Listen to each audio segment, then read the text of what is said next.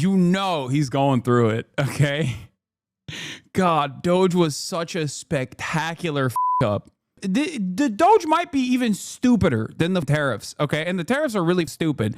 They cut the Department of Energy, which handles the nukes, and then had to go back and be like, oh my God, we're so sorry. Can you please come back to work?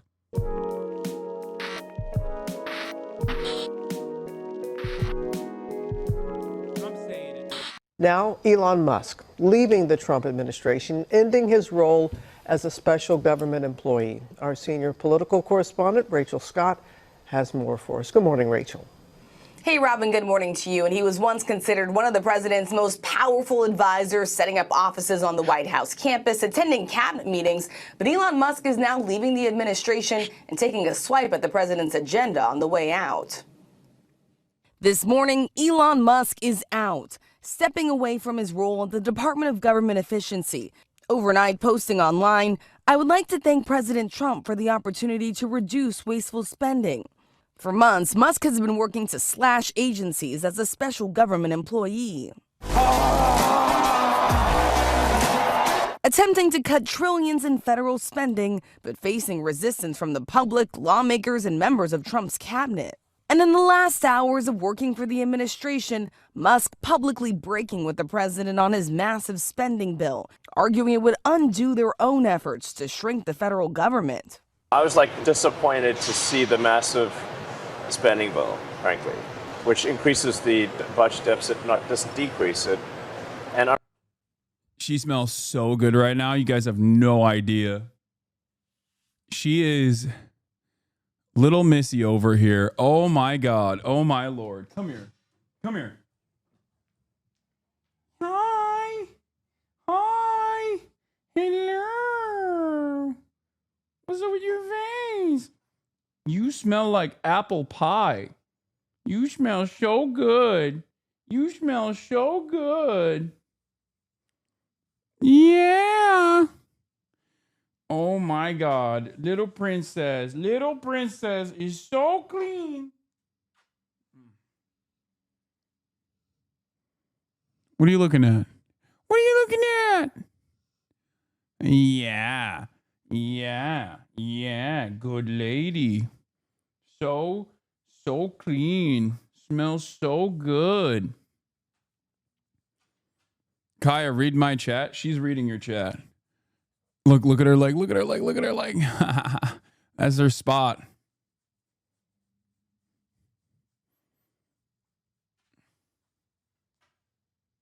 Look, she just got de-shed and cleaned, and there's still a tremendous amount of hair coming off of her. It's crazy.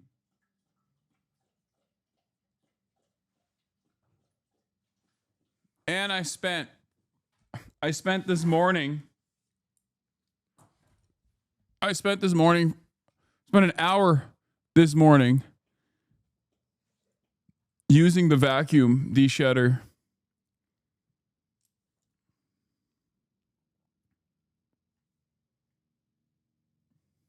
Little lady. Hi. Good girl. You're a good girl. All right. Elon Musk ends role as special government employee, as we were talking about. Hell yeah. that reminds the work that the DOGE team is doing. The president not publicly going after Musk, but arguing the bill couldn't cut too many programs. Dog, get an Equa groomer as a de-shedding brush? Brother, not only do I have a de-shedding brush, I have a de-shedding vacuum with a de-shedding brush head attached to it. Okay? I'm on the cutting edge of de-shedding technology, and you're over here trying to educate me on how to do this, okay? Trust, I know. Dogs with undercoats are the worst shedders.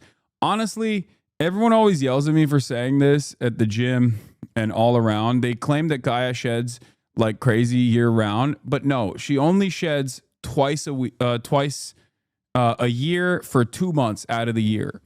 But because she sheds so much in that time frame, people actually think that she's like constantly shedding. Do you think Kaya thinks you're a crazy dude that talks to a screen all day, or does she know? I think this is all she knows, so she doesn't matter. All right. I mean, order to get it through she doesn't mind it. Sorry. the House. Well, reactions, a lot of things. Number one, we have to get a lot of votes. We can't be cutting. We need to get a lot of support, and we have a lot of support.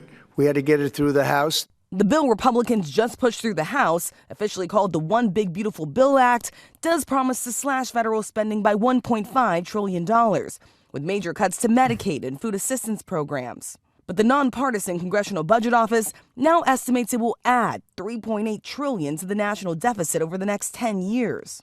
The bill has divided Republican lawmakers, and even the president says it's not perfect. I'm not happy about certain aspects of it, but I'm thrilled by other aspects of it. But Republicans back in their own home districts are now forced to defend the bill and other actions taken by the administration. I am going to do the very best job I can on your behalf. At a town hall in Nebraska. No, you don't. No, you don't, Michael. We watched this yesterday because we're obviously following. We are obviously following the media is obviously following my notes.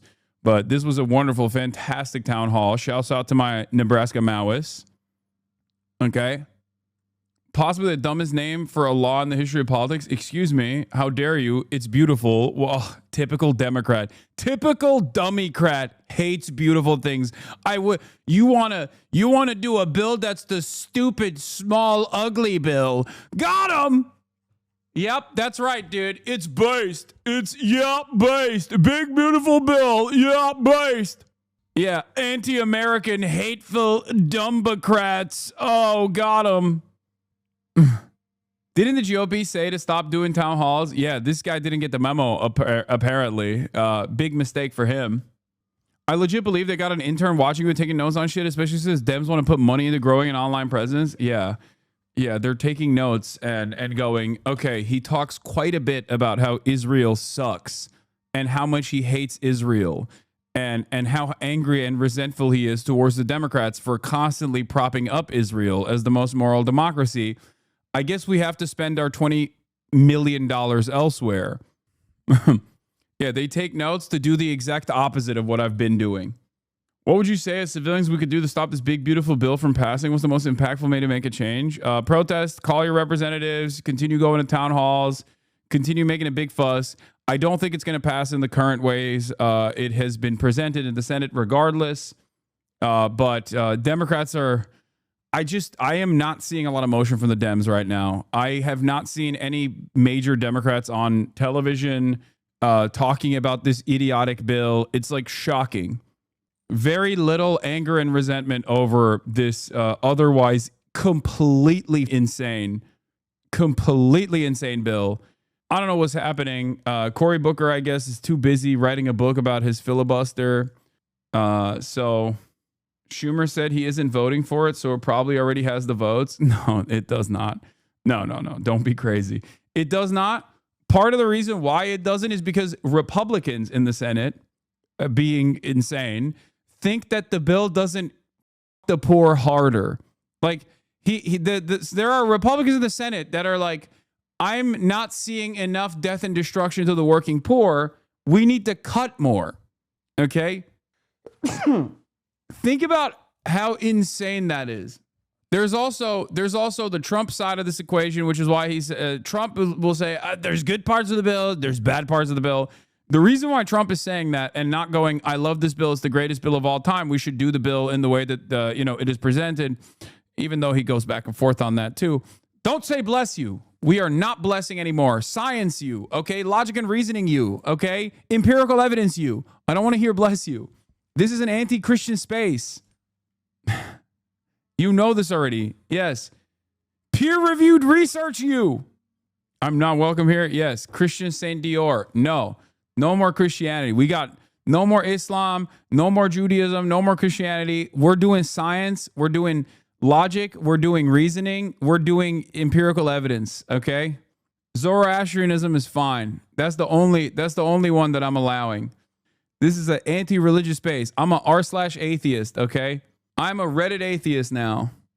The only one that's allowed is Zoroastrianism, nothing else. only because it's badass and pretty crazy. Like the Towers of the Dead is a wild concept that I learned in Theology 101, and that's it. No Scientology either. Republican Congressman Mike Flood admitting he wasn't aware of everything that was in the bill when he voted for it. That's like that's so gross. That's so gross. Oh, sorry. I didn't realize there was a poor child annihilator provision in the bill. My bad. Is insane. It's like, you got one job, asshole. The f do you mean you didn't know there were these things in the bill? Like, what is that? Oops, all austerity. Didn't read it though. No, he did read it for the right. I mean, he knows the broad strokes of it. Okay. That's why he came into the town hall being like, we got to cut our spending. We got to cut our spending. We got to be fiscally responsible. We got to be fiscally responsible. And then people that actually read specific provisions of the bill that were like, hey, why do you want people who are poor? Why do you want children who are born into poorer families to die or to not have access to food? Because that's what you're cutting. He was like, I don't know. It's just, we're fiscally responsible. Fiscal responsibility. This provision was unknown to me when I voted for the bill. And in Iowa, Republican Congresswoman Ashley Henson booed at a town hall as she touted the bill.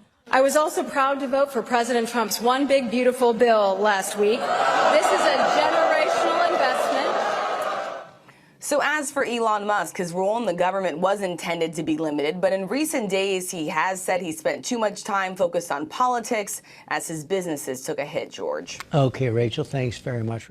It's now official. Elon Musk is leaving his role as a special government employee in the Trump administration, with a White House official confirming to me tonight that he is going to start the offboarding process this evening, which essentially includes paperwork. It's not totally clear what else. But we did see Musk post this on his own website saying, as my scheduled time as a special government employee comes to an end, I'd like to thank President Trump for the opportunity to reduce wasteful spending. The DOGE mission will only strengthen over time. The black Avi is perfect. The black PFP is like you know he's going through it, okay? God, DOGE was such a spectacular up. For every, like, I cannot think of an even dumber thing. I cannot think of, the DOGE might be even stupider than the tariffs, okay? And the tariffs are really stupid. But, like, the DOGE stuff was so idiotic in its execution. He went in, he cut federal programs. Turns out discretionary spending that was already allocated is not actually putting a dent in the deficit at all, which anyone could have told Elon Musk or any number of different people if they were to, listen to reason. It was marginal cuts regardless. All they were able to do was basically lie about how much they were cutting. They didn't cut shit. They lied about everything. They found like a couple idiotic like US aid allocations that were like $8,000 to make people in Zimbabwe eat vegan or whatever, which is nothing. It's not. It's like, I assume, CIA agents basically trying to hide money for their own personal benefit in these like stupid programs. Okay. All the while they cut the National Weather Service. Okay. They cut the National Weather Service for no reason. They cut the Department of Energy, which handles the nuclear program, which handles the nukes, and then had to go back and be like, oh my God, we're so sorry. Can you please come back to work? Like vital services. They cut a bunch of vital services. Everyone got mad. Everybody was like, what the f are you doing? DOGE is literally one of the most popular government initiatives in history. 73% of Americans say they support cutting government waste. Trump brought in the smartest man on earth to do it. The left destroyed Elon for it. The GOP won't vote on it. I can't believe this. Did my best. Sigh. It is so incredible. It is so incredible that they went in with a hatchet, okay?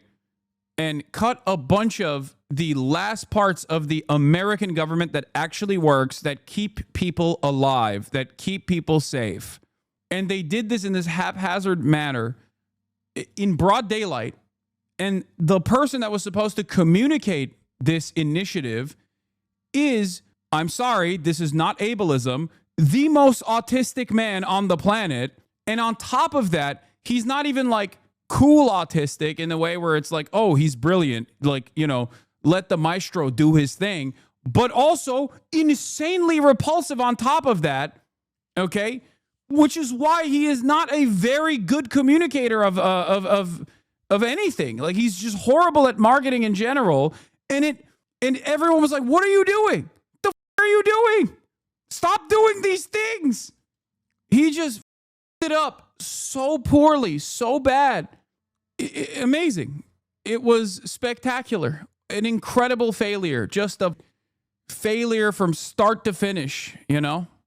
And now he had to leave in disgrace after everybody was like, we hate you. You are the least popular figure in the administration. Hasan, you're so ableist. You might be the most ableist person. It's true. And again, I have to repeat this. They did not even accomplish, even marginally, one of the main goals, which was to cut government spending. They did not accomplish this at all. I need you to understand, half of the programs that they discontinued had already run out of funding. The discretionary spending that was allocated for those programs, they just shut off. That's it. And when you do that, you're not even cutting the deficit. It's already spent. The money is spent already. So, yeah, it didn't work. Of course it didn't work.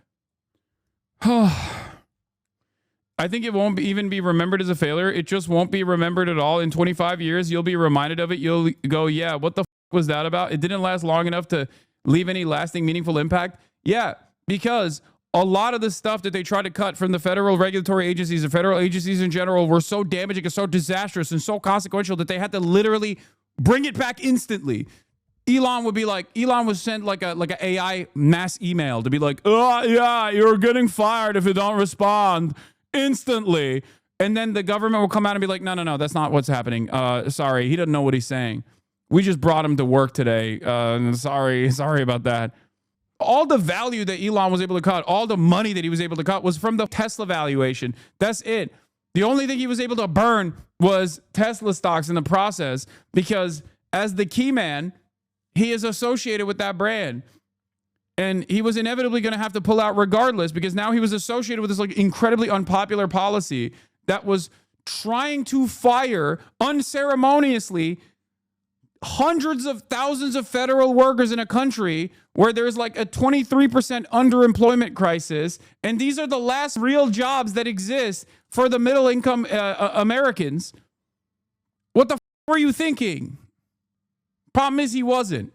I guess the only thing he accomplished in the process was like take, at least for a moment, control over all of the regulatory agencies that were up his ass. Okay, you Gopnik, Twitch, thank you for the raid. Hope you had a good stream, comrade. What's up, Raiders? Welcome. Time as it becomes a way of life throughout government. This is all coming as Musk has recently tried to distance himself from the administration to a degree, including when he criticized the president's big, beautiful bill, something the president was asked about today and essentially shrugged off. Well, reactions, a lot of things. Number one, we have to get a lot of votes. We can't be cutting, we need to get a lot of support, and we have a lot of support. We will be negotiating that bill, and I'm not happy about certain aspects of it, but I'm thrilled by other aspects of it. That's the way they go. It's very big. It's the big, beautiful bill, but the beautiful is because of all of the things we have. Here's what Elon Musk had to say about that bill, which the Congressional Budget Office has estimated would add more than $3 trillion to the federal deficit. I was like disappointed to see the massive spending bill, frankly, which increases the budget deficit, not just decrease it.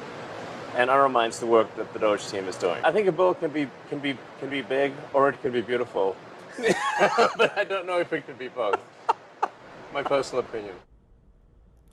My source on all of this tonight is the veteran tech journalist, Kara Swisher. And Kara, it's great to have you here. What do you make of Elon Musk officially leaving his role that he is tonight? Well, it's a long goodbye, isn't it? I mean, he seems to be leaving and going out. He needs to work on his company.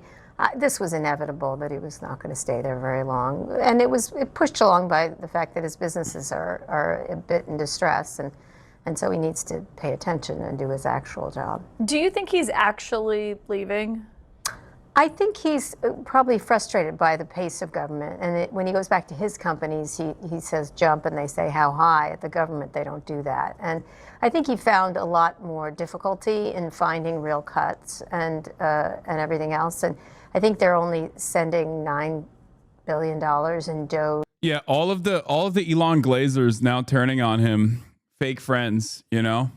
Like, didn't Kara Swisher basically ride Elon into oblivion? Like, this was her job. So many people in mainstream media have made careers out of talking about how awesome Elon is, how he's like basically Tony Stark.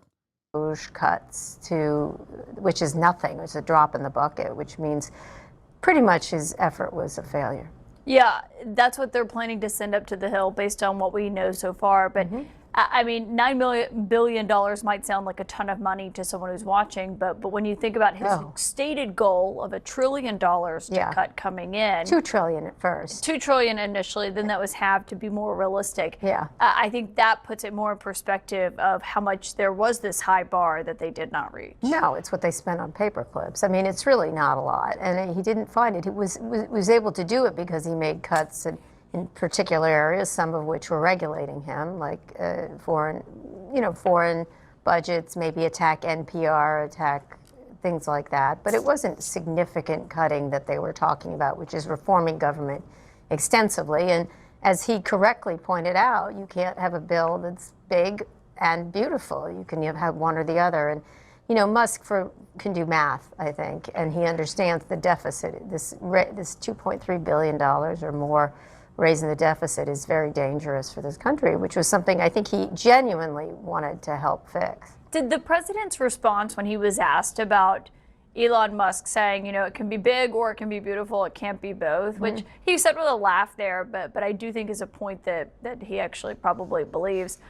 Were you surprised that Trump didn't have a stronger response to that? No, because he was just saying, yeah, that's the way it goes here up in there. Like, I think he was acknowledging that this is how it happens. This is how the sausage is made. And I think Elon thought, because the way he runs his own companies, that he could just come in and trample everybody. And I think that was one of the problems. I think he bullied cabinet members. I think he ran over things. He took lion's share of the attention, the whole chainsaw thing, which is like Elon Musk's existence as the richest billionaire on the planet, the wealthiest billionaire on the planet, is fantastic in many ways. One, because it just directly cuts away at the lie of meritocracy, because he doesn't work hard nor smart. And I think a lot of Americans can recognize that. Okay. But also, oh my God, the tariffs faucet is back on. Oh my God, U.S. Appeals Court reinstates Trump tariffs during appeal. Jesus Christ, dude, we are the dumbest country on the planet. I swear to God, it's hilarious. Okay, yep, money molestation continues. Okay, listen to me. The money molestation continues. Anyway, getting back to Elon, as I was saying, he is a perfect representation of the lie that is meritocracy in our process, in our system, in our distribution of wealth, in the economic organization of society. That's number one. Number two, Elon Musk and the ways in which he has been able to get his grimy little hands all over the federal regulatory agencies that are tasked with regulating his companies, okay, is, I think, a perfect opportunity to once again remind people how these things work in places like China. Think for a moment. A guy like Elon Musk behaving this way, leading to all of these federal agency workers getting fired from their jobs. Imagine what would happen in China. Imagine what would happen to an Elon Musk figure in China. That's all I'm saying. There would be some serious criminal prosecutions that would come after these kinds of actions. And I think that is something we should be moving towards. It would be fantastic. Which is, thank God, a distant memory. And I think he did a lot more showmanship than he did actual work. I thought what he said to the Washington Post in an interview was interesting. He said, DOGE has just become the whipping boy for everything. Something would go bad, something bad would happen anywhere, and we would get blamed for it even though we had nothing to do with it. Oh, woe is me. So that's what, you know, when you're on the big leagues, that's what happens. You have to take blame. And he attracted attention to himself, so he has no one to blame but himself in that regard. I mean, he wanted the attention, he wanted the power, he showed up in cabinet meetings, and then he was mad that people didn't agree with him and then started to complain about him, either on the record or off the record. So he's whiny like that in lots of ways. Everyone's out to get him, whether it's Sam Altman or people who don't like Teslas or Elizabeth Warren. It doesn't matter. He's always got some victimization thing going on. Did it stand out to you that he wasn't wearing the typical hat that he's been donning in a lot of the cabinet meetings, the MAGA hat or anything about Trump? No. And instead he's wearing the shirt. Occupy Mars. He wears that a lot. That's actually something he wears a lot. No, I think he'll still be around. I think they'll still want him for the money. There's very few people who can write a check that big for particular things. There's a lot of rich people, possibly a lot of easier to deal with rich people, I guess. But there's no one who could who really would bet that much, make that much of a bet like Elon does. And that is one attribute he has. His ability to take risks is higher than most people. Yeah, and it's not like he's totally gone from Trump's orbit. I mean, he was just in the Oval Office when the South African leader was there, and obviously had a huge influence on how that went down. Clearly, absolutely. I think he'll be able to call Trump up, but I suspect they found him a bit of a... Can't remember who, but someone said right after Elon started Doge, he just unknowingly bumbled into the role of the king's dumb advisor, the king excuse when the peasants start getting mad, and I think that's been entirely vindicated. Yeah. No, I presented it as that as well. I said, like, Elon Musk is going to be the foil. He is going to be the inevitable fall guy because Trump hates losers. And the moment that he falls out of favor, which he did, Donald Trump cut him out. He also does not have like the charisma to be able to navigate this space anyway. It would already be very difficult for anyone to be able to operate as the responsible figure for all of these insane cuts. But Elon is also repulsive. Like he's gross. I don't know how else to explain it. He just has no aura. He's awful. The nuisance. That's what I understand from people there. You mentioned his other companies, and today we saw a group of Tesla investors send a letter to him urging him to commit to at least 40 hours a week running the company, saying his outside endeavors appear to have diverted his time and attention from actively managing Tesla's operation, as any other chief executive officer or publicly traded company would be expected to do. Correct. I know. That's the thing is, can we please have 40 hours of your week, which is kind of ridiculous.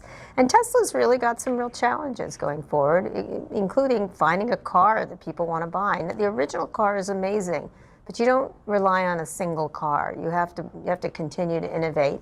And he's dropped the ball there, and others have taken it up. And now he's in a real jam, actually. Yeah, he seemed to acknowledge that himself, that he spent maybe too much time on politics recently, saying he did blame the media a bit, said the media is going to overrepresent any political stuff. He said, it's not like I left the companies.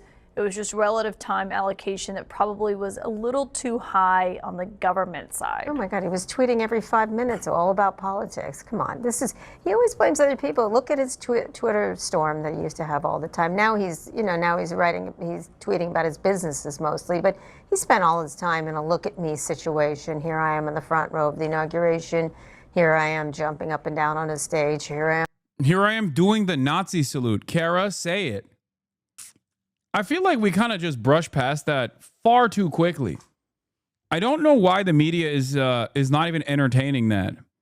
That was a very consequential moment for a lot of Americans. I would go so far as to say that played a big role in resentment from a lot of Americans, and then that resentment carried over and snowballed into the additional resentment that they had with all the cuts that came afterwards, because they're all Nazi and don't give a dude.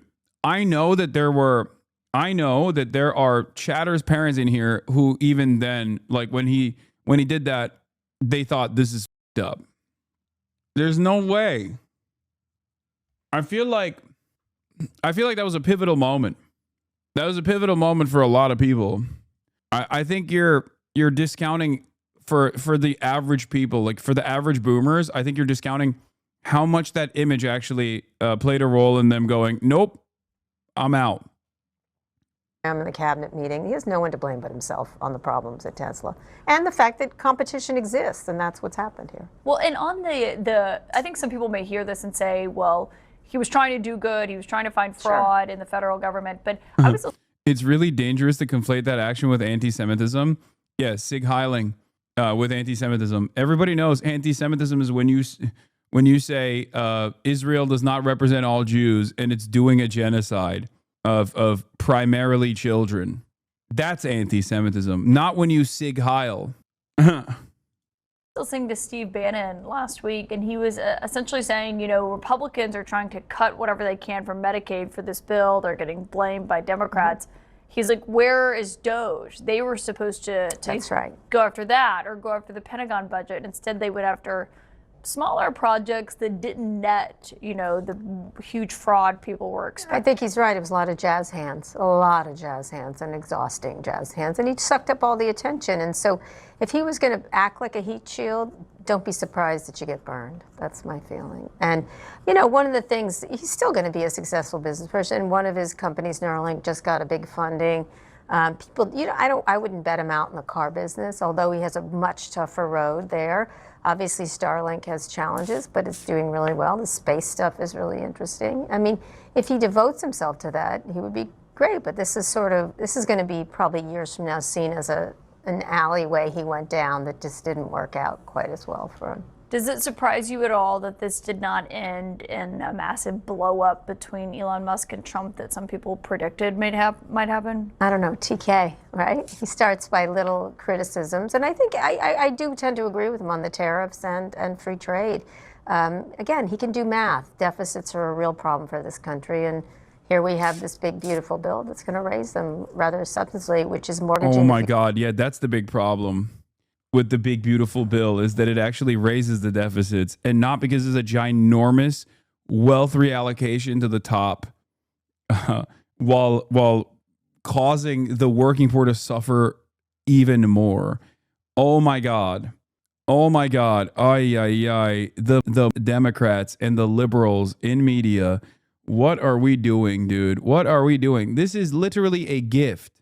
This is a unique opportunity for every liberal to go on television and be like, they want to kill the working poor, but they don't want to say that. And the reason why they don't want to say that is because liberals also want to kill the working poor. Here's my plan to dismantle the deep state and reclaim our democracy from Washington corruption once and for all. The people voted for major government reform. Elon Musk has left the White House. Having taken his chainsaw to the US Capitol, what did he actually achieve? Just something we've got to fix. Did he deliver the war on waste Americans were promised? And what, if anything, was in it for him? Why don't you care about the deficit? Seems like a pretty big problem that we'll have to face eventually. Because as long as America is the global currency, the global reserve currency, as long as America has 800 military bases, as long as America is the hegemonic superpower, it literally doesn't matter, okay? And I'll tell you how it doesn't matter. Because both Republicans and Democrats don't give a f- about the deficit when it comes to additional military spending. They only care about the deficit when it comes to the expanding of social safety nets. That's it. They don't care about the deficit when it comes to tax cuts for the wealthy. They don't care about the deficit when it comes to deregulation, or not even deregulation, but tax cuts for the wealthy, or expanding the military budget. Endlessly expansive military budgets. Okay? All of those things also are expenditures. All of those things contribute to the deficit in very meaningful ways. Okay, it's bullshit. Here, I'll give it to you. I'll give you the greatest example. Okay, aside from the fact that America is the country that keeps this global capitalist economy running. Okay, the government is also, even if you were to look at it like a business, but it's not. Okay, even if the government was run like a business, you got to spend money to make money. Okay. Every business in this goddamn country runs on debt. So it's not a wonder that the United States also runs on debt. Okay? But it's not. The American government is not the same as like your budget for your family, and the American government certainly is not the same as your as your average business either. I take the reverse position. Okay, I take the reverse position that a lot of these guys have, which is they have no issues running up the deficit when it comes to tax cuts for the wealthy. That we should actually take more money out of circulation from the wealthy in particular. That's number one. And number two, instead of the endlessly expanding military budget, we should keep pumping more money into an endlessly expansive welfare state. That's it. Because no one, when push comes to shove, no one believes in the deficit. Republicans claim to be deficit hawks when Democrats are in charge, because Democrats want to at least marginally sometimes expand the existing social safety nets. And then they're like, whoa.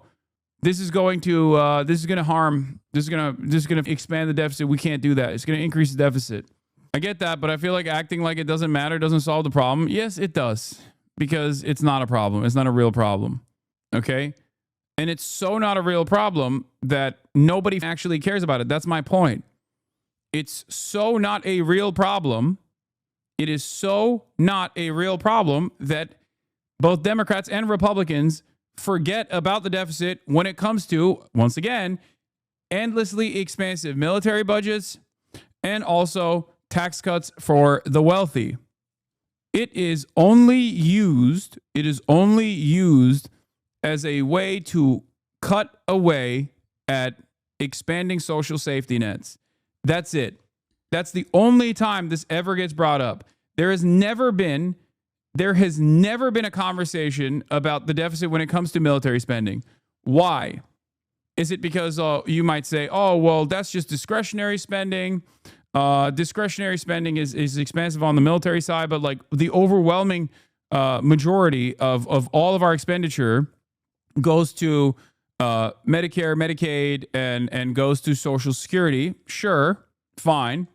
But that's necessary. The military is not. Of course, once again, America's position on the global stage. Okay, thick cookie, shut the fuck up. Okay, take a day off. God, you're annoying me. America's position as the hegemonic superpower relies on endless imperialism. Okay, relies on 800 military bases. America also has a voluntary military. We do not have a draft in this country. How do you maintain a voluntary military? How do you maintain a voluntary military that is going to go to 800 different military bases that we know of all around the planet and continue being the global police? You do that through creating poverty, artificial poverty. Everyone wants upward social mobility. Everyone understands that the only way to reach upward social mobility is through getting a college education, okay? And the only way to get college education, or the only way to even get health care, is by joining the military. That's it. That is how you keep a massive military, and that is how you that is the only way that you can maintain a massive voluntary army, rather than offer these social safety nets unconditionally to every single citizen. Because if you were to do that, who the f would join the military? Who? No one. No one would do that.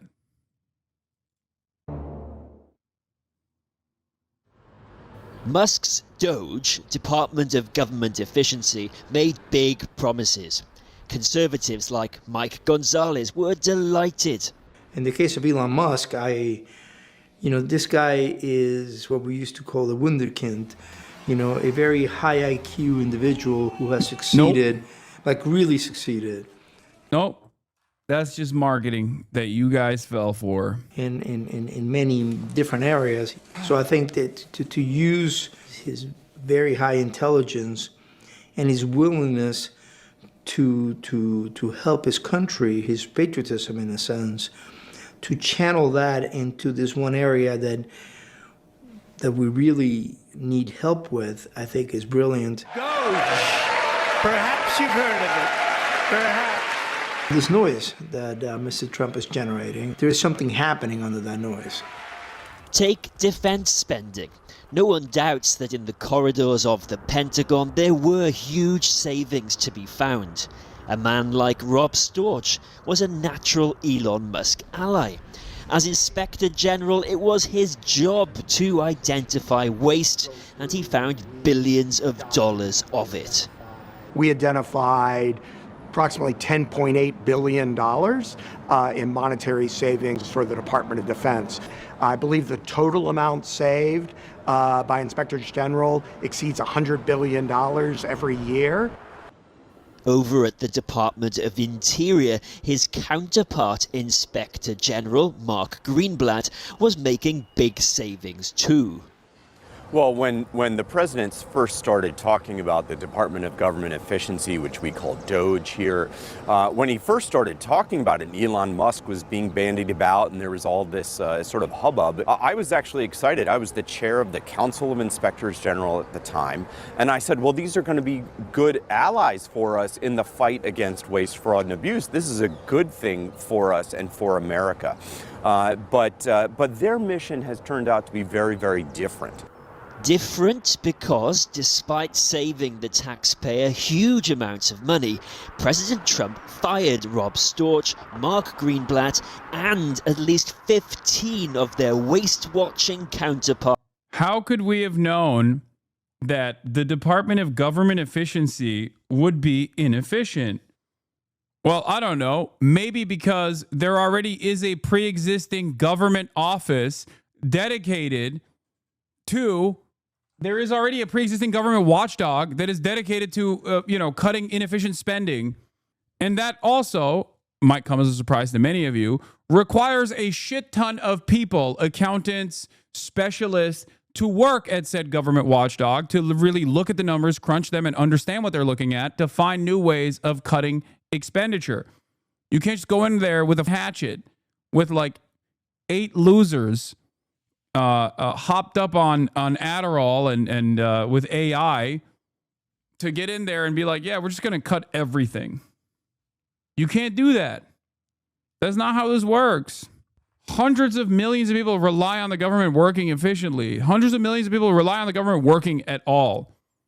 You can't just go in there and be like, nah, we're cutting everything. There are people on Social Security payments that are 130 years old. Yeah, you're a moron. Good job. At other agencies. Obviously, after 37 and a half years in the federal government, that's not the way I wanted my career to end. I think what happened is a big loss. It seems like for DOGE, it's not improving government efficiency. It's just cutting government, which is a different goal. So how successful has Mr. Musk been in his cost-cutting goal? Just listen to how his promises have changed over time. Well, I think we can do at least $2 trillion. Yeah! That we can actually find $1 trillion in savings. Thank you. $150 billion. What happened? What happened, dude? I thought you had it. I thought you had that dog in you, man. That's crazy. I really thought we were cutting trillions of dollars in spending, dude. I'm so surprised. Think of that. Yeah. It's 160 now. Yeah, 160. And at what potential cost has this come to Washington's system? Also, I can't stand how much we reward loser shit when it's like a rich person doing it.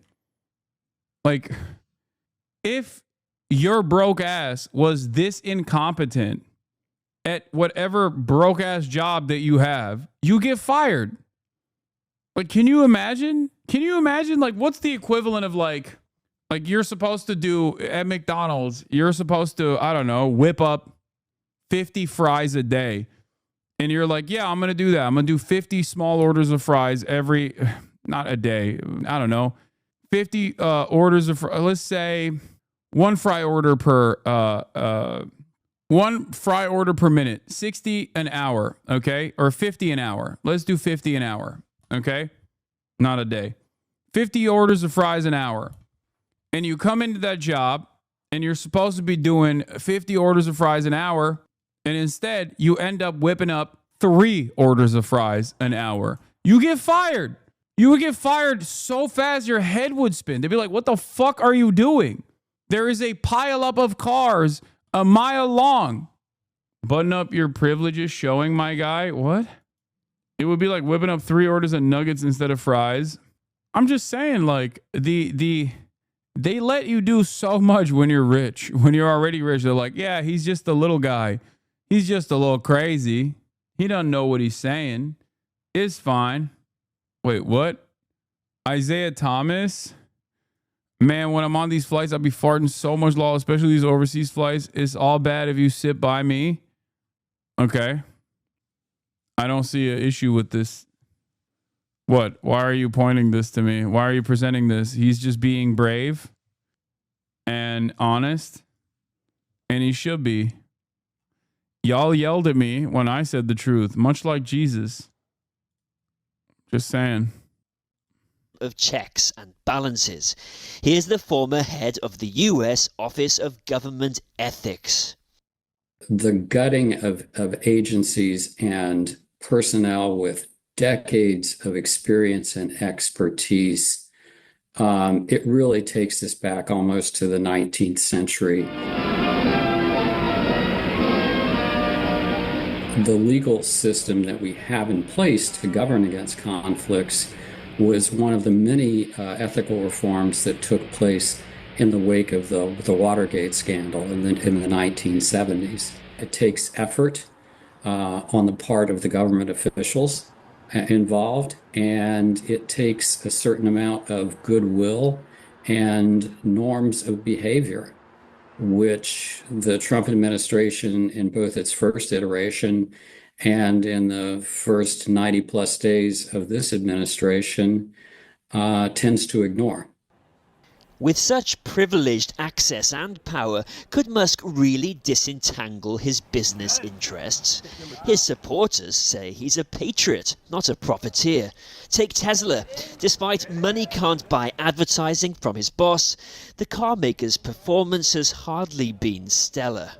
If he were honoring both the letter and the spirit of the law, then he would recuse himself from any official activities that in any way could benefit his professional interests, whether it's Starlink, whether it's Tesla, or whether it's SpaceX. So while he's serving, that's a tremendous concern. Starlink is Elon Musk's satellite internet business, connecting hard-to-reach places around the world. And some in Washington say it's a prime example of where his business interests conflicted with his government role. Why, for example, did the Trump administration make cuts to a multi-billion-dollar project to provide broadband to some of America's most rural communities, including big Trump-supporting areas? The man who ran it is deeply skeptical about their reasoning. After the confirmation of Secretary of Commerce Howard Lutnick, we received instruction that we were to rewrite the program rules, which rewrite is still occurring, to increase the amount of satellite usage and decrease the amount of fiber optic connectivity. The practical outcome of the changes that the new administration has pushed forward will be that more people will get worse connections and more money will be pushed toward Elon Musk's Starlink program. This certainly appears improper. America. What are you going to do? He's, the wealthy are too powerful. Inside access, Inside access, baby. What are you going to do? It's all, dude, they are getting way more open and way more brazen with their rampant corruption, where it's just like, it's all might is right politics all the way down. It did vote for change in Washington.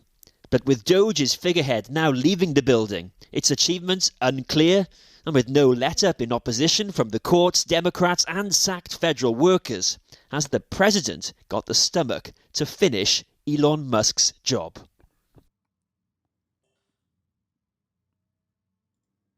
And Harvard president gets a minute-long standing ovation as commencement program starts. Ugh.